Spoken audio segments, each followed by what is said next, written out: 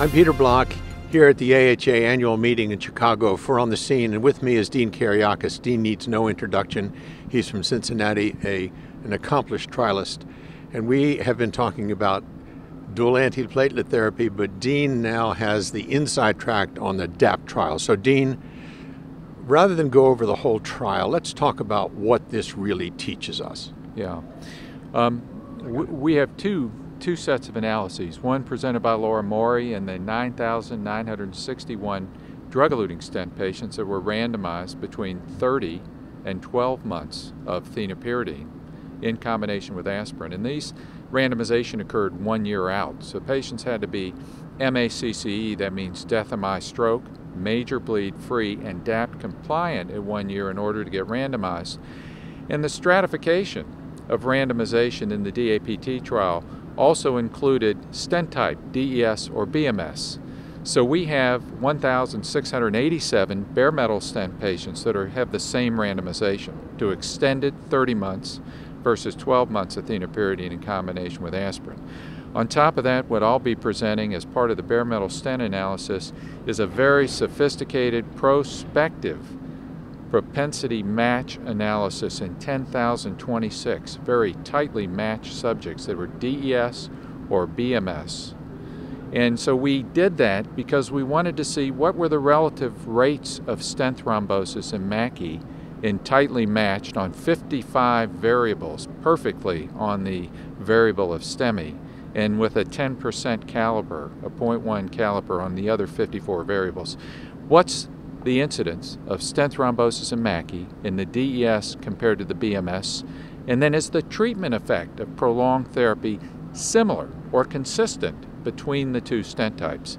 Well, let me just ask you the question, because obviously the myth is that bare metal stents, do better, and drug-eluting stents take longer and all that kind of stuff. So what did you show?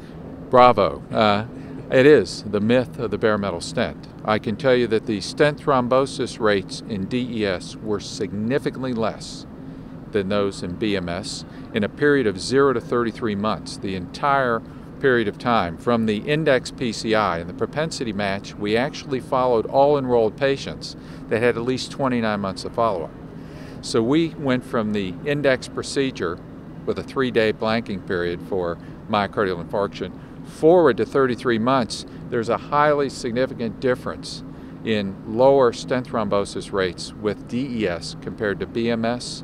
And then in the randomized cohort, we found that the treatment effect of longer therapy reduced stent thrombosis by 51%. The hazard ratio is 0.49. We did a treatment duration by stent type interaction with the DES randomized, which has a 0.29, so you're both under 0.5 hazard ratios, greater than 50% reduction.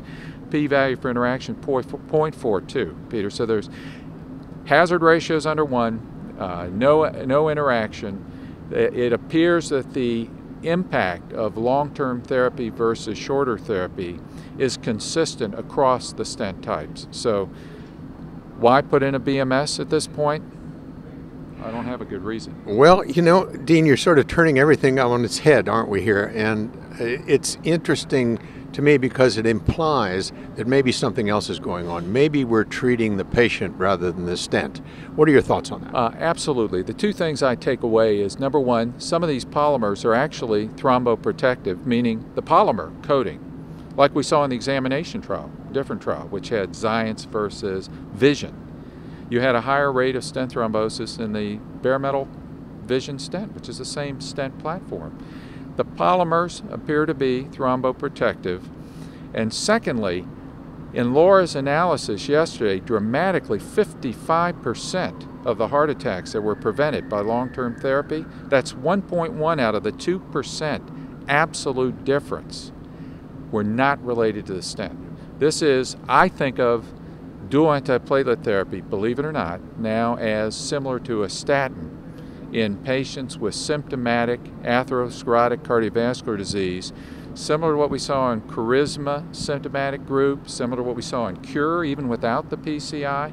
I think these patients should think of their dual antiplatelet therapy, unless they have bleeding complications, unless they're not tolerated, similar to what they think of their statins. And when I place stents in patients, my intent is, if it's tolerated, to keep them on dual therapy long term.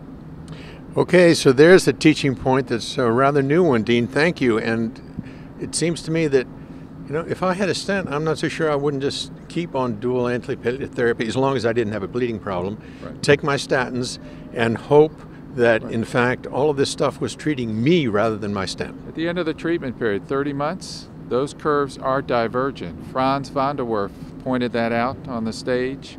And the question is, if we had continued it longer, we'd see even greater delta, is what it looks like. Take your dual antiplatelet therapy. Thank you, Dean. You're welcome, Peter. Thanks for having me.